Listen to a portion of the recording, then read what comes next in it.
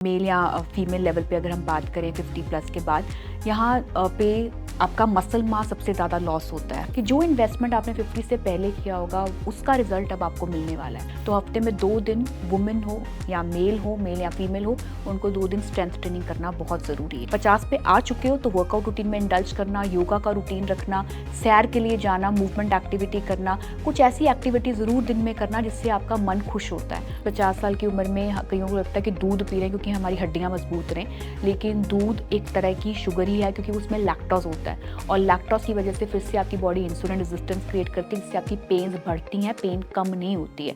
सेहतनामा में आप में से बहुत से दर्शक ये कह रहे हैं कि 50 के बाद की डाइट के बारे में बताइए, क्योंकि इससे पहले हमने 40 के बाद आपकी डाइट कैसी होनी चाहिए इस पर बात हम कर चुके हैं। बहुत सारे वीडियोस हमने बनाए हैं जिसमें आफ्टर 40 के बाद स्किन केयर, कौन से टेस्ट आपके लिए ज़रूरी हैं, कैसी डाइट होनी चाहिए, डिस्क्रिप्शन में उसका लिंक दिया हुआ है, वो आप देख सकते हैं। चैनल को सब्सक्राइब ज़रूर करिएगा और कुछ और टॉपिक्स पर अगर आप चाहते हैं वीडियोस बनाना, कमेंट सेक्शन में सजेस्ट करेगा। आज बात 50 प्लस 50 के बाद आपकी डाइट कैसी होनी चाहिए। क्या 40 के बाद जो डाइट होती है उससे भी वो बदल जाती है? डाइटिशियन लवलीन है हमारे साथ, लाइफस्टाइल कोच हैं, वो बताएंगी। Welcome ma'am. Thank you. 50 plus जी 40 प्लस डाइट आपके साथ हमने बात जी की, जी बहुत जी पॉपुलर है वो वीडियो, लोग बहुत पसंद कर रहे हैं। 50 के बाद डाइट। जी। सो सबसे पहले जो 50 के बाद सुन रहे हैं तो मुझे लग रहा है कि वो सब होंगे जिन्होंने हाफ सेंचुरी जो है वो कंप्लीट की होगी। सो कंग्रेचुलेशंस कि आप यहाँ तक पहुँचे, क्योंकि आजकल के लाइफस्टाइल में यहाँ तक पहुँचना भी बहुत बड़ी बात है, क्योंकि उम्र पहले बहुत लंबी होती थी और अभी हमारा लाइफ स्पैन जो है वो कम होना स्टार्ट हो गया है। चलो बढ़ भी रहा है इस तरीके से क्योंकि मेडिसिनल हेल्प हमें बहुत मिल रही है, लेकिन क्वालिटी लाइफ कितनी चल रही है वो सबसे ज़्यादा मैटर करती है, रादर क्वांटिटी ऑफ लाइफ। 50 की उम्र में आप फिट हैं, जी आपको कोई डायबिटीज नहीं है, जी ब्लड प्रेशर नहीं है, कोई बिल्कुल मेडिसिन नहीं लगी, जी आप अच्छी नींद ले रहे हैं, बिल्कुल वॉक कर रहे हैं, ट्रू फिट हैं और जी एक्सरसाइज कर रहे हैं, बहुत अच्छा है। बिल्कुल बिल्कुल बिल्कुल वो and this is what we consider as a graceful ageing, कि जिसमें आपने दवाइयों के सहारे यहाँ तक नहीं पहुँचे और ना आगे लेना चाहते हो और आप एक हेल्दी होलिस्टिक वे में वेलनेस की तरफ जो है वो वर्क करना चाहते हो। सो वुमेन या मेल, किसी मेल या फीमेल लेवल पे अगर हम बात करें 50 प्लस के बाद यहाँ पे आपका मसल मास सबसे ज़्यादा लॉस होता है, हड्डियों का भार आपका कम होता है और आपका फैट जो है वो सबसे ज़्यादा बढ़ता है, क्योंकि इसमें एस्ट्रोजन जो हमारा वुमेन लेवल पे हम बात करते हैं तो एस्ट्रोजन जो एक ऐसा हार्मोन है और सेरोटोनिन है वो आपका कम होना स्टार्ट हो जाता है और इस इम्बैलेंस की वजह से आप में बहुत सारे चेंजेस आते हैं।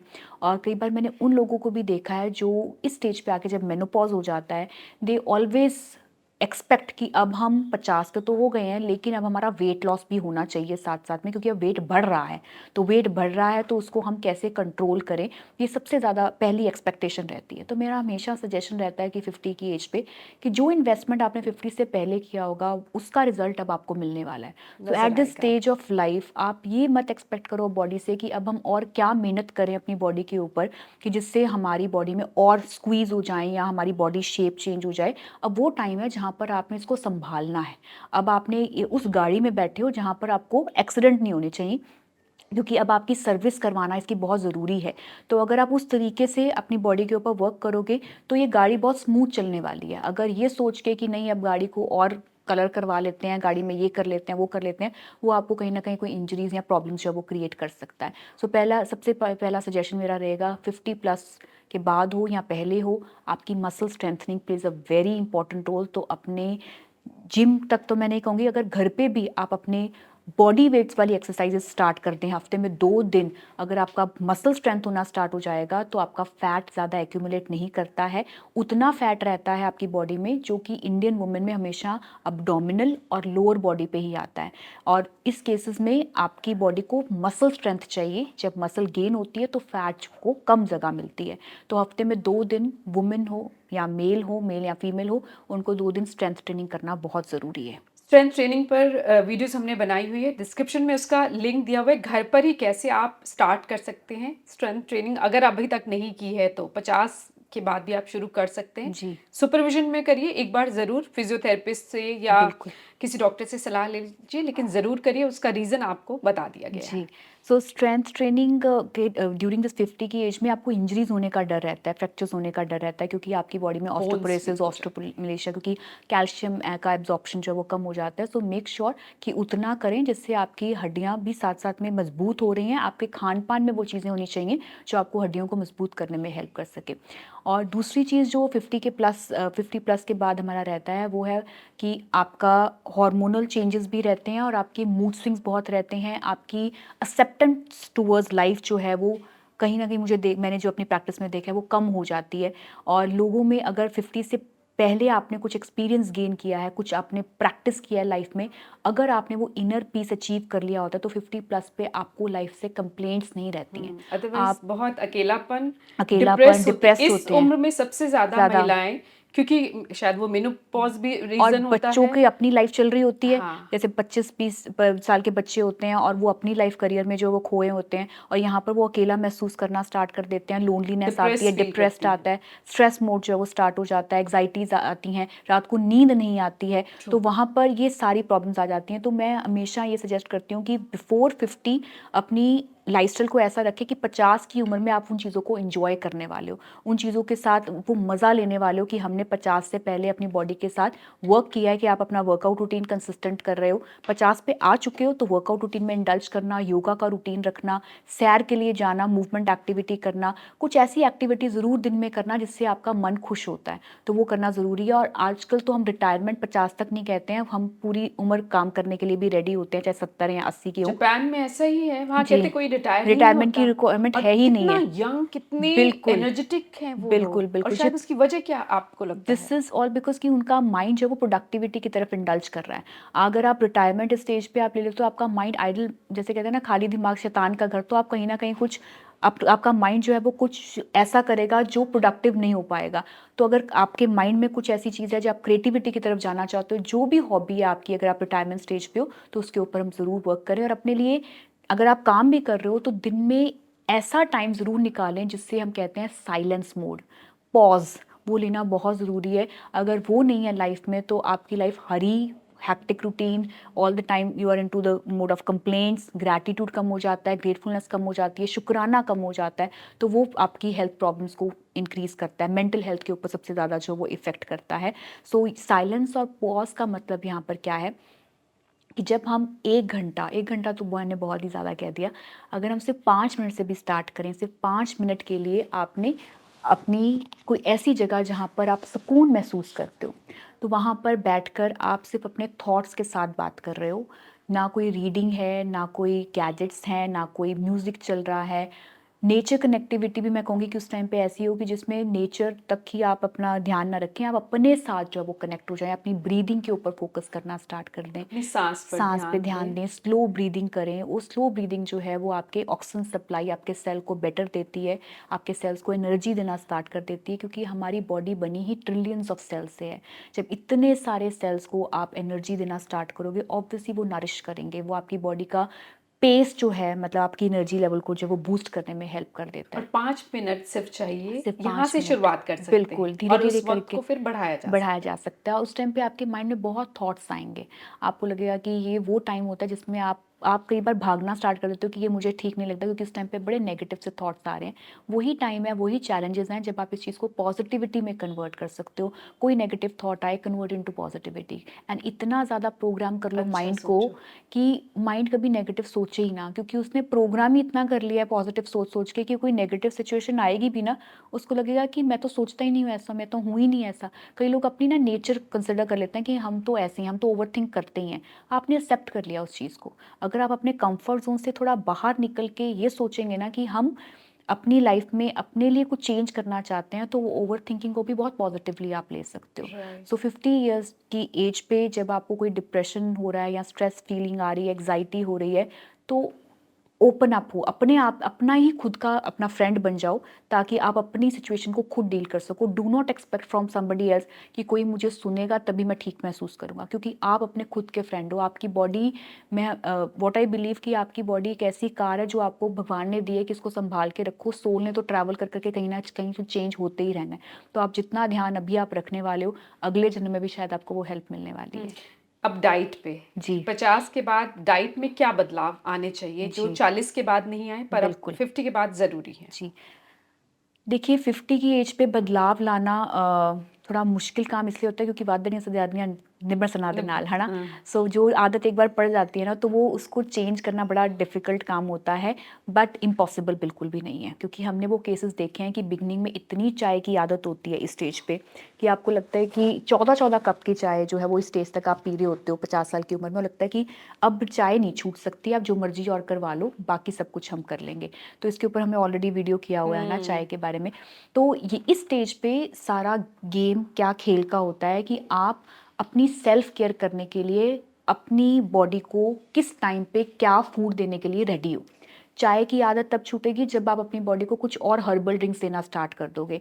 अब आपकी बॉडी की कैल्शियम की रिक्वायरमेंट बढ़ गई है, आयरन रिक्वायरमेंट आपकी ज़्यादा जो है वो रहती है। कैल्शियम के साथ साथ विटामिन डी, विटामिन के रिच फूड, ये चीज़ें आपकी बॉडी की डिमांड है, सप्लाई नहीं करेंगे तो फिर प्रॉब्लम हाँ, आएगी। एक हर्बल ड्रिंक ज़रूर बताइए जी जो चाय के ऑप्शन में महिलाएं ले सकती हैं। बिल्कुल, बेस्ट रहता है कि चाय का फ्लेवर आता है हमारी सौंफ, इलायची, सिनेमन एंड क्लोव। तो ये 4 चीज़ें जब आप मिक्स करके इसको छान के आप इसका पानी पीते हो तो बिल्कुल चाय वाला फ्लेवर ही आने वाला है, तो इससे आपको चाय की कमी महसूस बिल्कुल भी नहीं होगी। तो ये विंटर्स के लिए बेस्ट रहता है। अगर आप समर्स की बात करें तो उसमें आपका जीरा, सौंफ और अजवाइन का पानी जो है वो आप 1/4 टीस्पून जो है बॉयल करके छान के ले लेंगे, उससे भी आपको चाय की क्रेविंग बिल्कुल नहीं रहती है। आपकी खाने की रूटीन में जैसे आप कैल्शियम की हम बात कर रहे थे, ऑस्टियोपोरोसिस या ऑस्टियोमलेशिया इस टाइम पे रहता है, सो मेक श्योर कि कैल्शियम का इंटेक का एब्जॉर्प्शन डिपेंड करता है विटामिन डी के साथ। तो विटामिन डी हमेशा हमें जो अर्बन पॉपुलेशन में बहुत ही कम है, सिर्फ सनलाइट तक ये लिमिट नहीं रहता है, कई बार आपको विटामिन डी के सप्लीमेंट भी लेने पड़ते हैं। तो vitamin D is a fat soluble vitamin, तो इसके लिए हमें फैट हेल्दी फैट का होना ज़रूरी है, जैसे कि फ्लैक्सीड का इंटेक हो गया, अलसी के अलसी का बीज, बीज हो गए, वॉलनट हो गए, अखरोट हो गया, अखरोट। और सुबह हमारे बादाम का इंटेक हो गया, या फिर आप ये जो देसी घी जो हम लेते हैं अपनी तड़के में, और देसी घी का इंटेक जो हम दाल के ऊपर भी डाल के ले सकते हैं अगर, और रोटी के ऊपर तो हम लगाते ही हैं। कितना एक दिन में 50 प्लस महिला है उसे कितना देसी घी खा लेना चाहिए, ले लेना चाहिए, अच्छा है जो उसके लिए? बिल्कुल 3 चम्मच परफेक्टली फाइन है, 3 टीस्पून। टीस्पून, टीस्पून नॉट बिल्कुल नहीं, table spoon, not not table spoon, teaspoon. छोटा चम्मच जो होता है बिल्कुल 3 3, चम्मच वो आप बिल्कुल सुबह, बेस्ट है, दोपहर और और शाम रात को ले सकते हैं, ठीक शाम है कर बिल्कुल, सकते हैं। क्योंकि पूरे दिन में आपका पूरा ऑयल का कंटेंट आप डिफ्रेंशिएट कर सकते हो कि कैसे आप ले रहे हो, कि सुबह अगर आपने कोई सूखी सब्जी मस्टर्ड ऑयल में बनाई होगी तो बाकी रोटी के ऊपर देसी घी लग जाता है, तो और ऑलिव ऑयल में कोई सॉटिंग किया होगा, फिर आपने देसी घी रात को जब वो तड़के में यूज़ किया होगा, तो पूरे दिन में आपका 3 चम्मच देसी घी हो जाता है, 1 चम्मच आपका मस्टर्ड ऑयल, 1 से 2 चम्मच मस्टर्ड ऑयल बॉडी में जाता है, टीस्पून। टीस्पून, ठीक है, और 1 चम्मच आपका ऑलिव ऑयल जाता है, या किसी दिन आप कोकोनट ऑयल की तरफ भी आप सब्स्टिट्यूट कर सकते हो। इस तरीके से बॉडी डिवाइड कर देती है। और हम बात कर रहे थे कि क्या क्या चीज़ें उनको खानी चाहिए, खानी तो चाहिए कैल्शियम रिच फूड। की फूड की, तो कैल्शियम रिच हमने बात किया कि ये होना ज़रूरी है।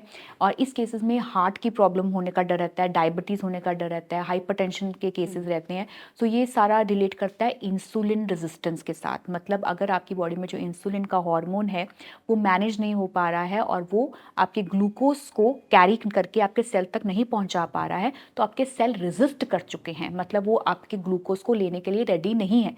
और वो प्रॉब्लम तब रिजॉल्व होगी जब आप सिंपल कार्ब्स नहीं खाते हो, जब आप मैदा बंद कर देते हो और ग्लूटेन व्हीट की रोटी को भी थोड़ा कम करते हो, और व्हीट की जगह हम मिलेट्स की तरफ ज़्यादा स्विच करते हैं। सो मिलेट्स में हमारे जवार, रागी, बाजरा, इनका इंटेक जो है हमारी डाइटरी रूटीन में हो, जो इस एज पे भी लेना बहुत ज़रूरी है। अगर आपको कुछ मिलेट से कॉन्स्टिपेशन होती है तो उसमें उसके बनाने का तरीका बहुत इंपॉर्टेंट है, क्योंकि उसको सोक भी करना पड़ता है, उसके सीड्स को फिर ग्राइंड करके उसका आटा बनता है, फिर आटे को बनाने के टाइम पे गर्म पानी में उसको बॉयल किया जाता है और फिर उसकी हाँ, रोटी बनती कईयों है। को ना मिलेट खा के पेट दर्द भी होता है। जी जी जी मतलब जी। मुझे भी कई बार मैंने ये नोटिस किया है, जब मैं रागी की रोटी खाती हूँ तो मेरे पेट में दर्द शुरू हो जाता है, ऐसा ठीक है, है?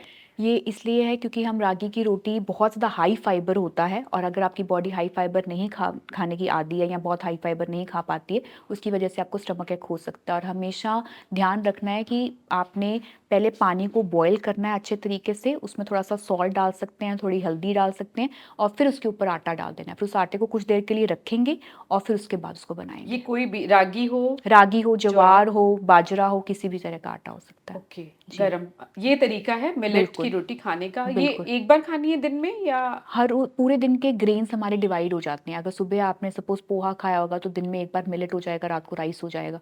इस तरीके से पूरे दिन में एक बार हमारा मिलेट का इंटेक रहता है। राइट? जी। और कौन-सी चीज़ें अपनी डाइट में शामिल करें? दूध के बारे में मैं ज़रूर बात करूँगी क्योंकि 50 साल की उम्र में कईयों को लगता है कि दूध पी रहे हैं क्योंकि हमारी हड्डियाँ मजबूत रहें, लेकिन दूध एक तरह की शुगर ही है क्योंकि उसमें लैक्टोज़ होता है और लैक्टोज़ की वजह से फिर से आपकी बॉडी इंसुलिन रेजिस्टेंस क्रिएट करती है, जिससे आपकी पेन्स बढ़ती हैं, पेन कम नहीं होती है।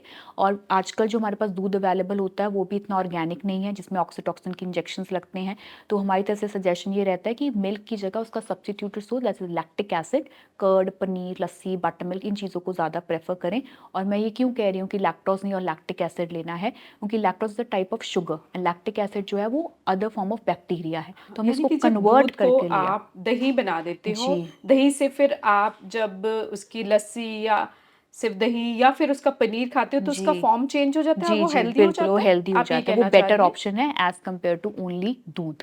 ठीक है, सो दूध से बेटर है कि आप उस चीज़ को कन्वर्ट करके उस तरीके से लें जो आपकी गट एनवायरनमेंट के लिए, आपके प्रोबायोटिक का जैसे हमने बात की थी, तो उसका काम करता है। कुछ चीज़ें जो आपको अवॉइड करनी है। मेजरली जैसे हर, चाहे वो 40 का है या 50 का है या 60 का है, कभी भी कोई भी एज है, मेजरली जो चीज़ नेचर मेड होगी वो आपके लिए बनी है, जो मैन मेड होगी वो आपके लिए नहीं बनी है। सो जितनी भी मैन मेड चीज़ें होती हैं वो रिफाइंड होती हैं, तो जो भी चीज़ आपको पैकेट प्रोसेस्ड मिलती है वो हमारे लिए बिग नो है। तो अगर हम इसको कैटेगराइज करें, एक होता है ग्रीन पैकेट। ग्रीन पैकेट मतलब जो की चीज़ नेचर ने हमें डायरेक्टली दी है, जैसे कि हमारे आटे हैं, नट्स हैं, सीड्स हैं, इन सब चीज़ों का इंटेक रहता है। फिर आता है हमारा येलो पैकेट। येलो पैकेट मतलब जो कि नेचर से बनी हुई चीज़ से हमने उसको आगे बना लिया, जैसे कि हमने मिलेट के लड्डू बना लिए, मिलेट्स की हमने कुछ नेचर से बनी फ्रूट, नट्स हैं, नट्स का हमने कुछ आगे बार्स बना लिए, तो ये अक्सर येलो पैकेट कि हम उसको कंज्यूम कर सकते हैं मॉडरेटली। ग्रीन पैकेट वाली वो चीज़ें हैं जो कि नेचर ने डायरेक्टली दी, आपको पैक करके मिल गया और आपने कंज्यूम कर लिया, that is good to go. Yellow packet मतलब जो नेचर से बनी हुई चीज़ से कोई चीज़ हमने बनाई और मॉडरेटली कभी कभी यूज़ किया। रेड पैकेट वो है जो कि सिर्फ मैन मेड है, जिसमें सिर्फ रिफाइंड ऑयल, इतना ज़्यादा रिफाइन कर लिया गया नेचर वाली आइटम को, इतनी ज़्यादा लैब प्रिपेयर की गई चीज़ें जो रेड पैकेट में आ जाती हैं, जिसमें बिस्किट, नमकीन, rusk, cookies, bars, muesli, cereals, ice cream, chips, pastries, ये सब चीज़ें आ जाती हैं, वो रेड पैकेट है, तो वो बिग नो है। तो you can consume green packet more, yellow packet some time, लेकिन रेड पैकेट जो है हमारे टोटली बिग नो है। क्योंकि मेनोपॉज़ल का वक़्त चल रहा है महिलाओं के लिए, शुगर की क्रेविंग, मीठा खाने की चाहत और बढ़ जाती है। जी जी और जी क्या करें महिलाएँ बेचारी? ये उनके लाइफस्टाइल के ऊपर डिपेंड करता है। अगर आप फाइबर या प्रोटीन कम खा रहे होंगे तो आपको शुगर क्रेविंग होगी ही। सो मेक श्योर कि आपका फाइबर और प्रोटीन का इंटेक जो है वो कवर अप हो जाए। अगर वो कवर अप होगा तो हाँ, आपको कुछ शुगर कुछ क्रेविंग नहीं चीज़ें होगी। हैं, ये खजूर खाया जा सकता है जी, या खजूर हो गया, फिग्स हो गए, अंजीर हो गई, किशमिश खा प्रून्स हो लीजिए। गए, ब्लैक रेजिन्स हो गए जो आयरन का सोर्स होता है, तो वो चीज़ें हम ले सकते आप हैं, ये स्विच कर स्विच कर सकते हैं। सकते हैं इन थोड़ा-सा केस। मुझे लगता है आपकी पूरी बात से मैं ये रक़्स निकाल रही हूँ कि माइंडफुलनेस चाहिए, जी आपको ध्यान जी देना है। जी। आप नमकीन खाते हो चाय के साथ, शाम को हम्म थोड़ी-सी बिस्किट खा लिए, थोड़े-से हम्म नमकीन खा लिए, हम्म। उसकी जगह आप मखाना खा जी, सकते हो, मखाने, आप चने, थोड़े-से मूँगफली पीनट्स हो पीनट्स। गए, गुड़ चना हो गया, अगर आपको हाँ, ज़्यादा शुगर क्रेविंग है तो वो चीज़ें ऑप्शन हेल्थियर बहुत ऑप्शन। है, बस आपकी आप पे डिपेंड चॉइसेस हैं, करता है। आपकी चॉइसेस हैं।